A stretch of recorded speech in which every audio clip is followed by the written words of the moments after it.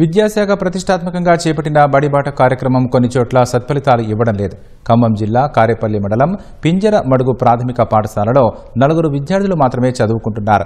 పాఠశాలలో అన్ని వసతులు ఉన్నప్పటికీ స్థానికులు పాఠశాలకు విద్యార్థులను పంపేందుకు ఆసక్తి చూపడం లేదని ఉపాధ్యాయుడు శంకర్ తెలిపారు.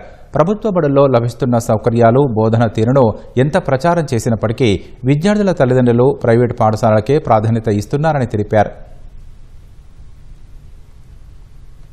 ఆ స్కూల్లో ఉన్న స్ట్రెంత్ పిల్లలు 4 ఉంది. మేము ఎంత ట్రై చేసినా పిల్లలు బయట పోవడానికి ఇష్టపడుతున్నారు తప్ప ఇక్కడ రావడానికి ఇష్టపడలేదు.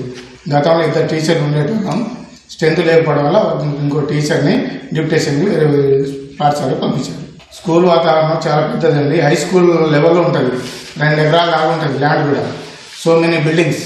కాకపోతే పిల్లలు స్ట్రెంత్ లేకపోవడమే మా బాధకం. దాని కూడా ఇంకా ప్రయత్నం చేస్తూనే ఉన్నాం.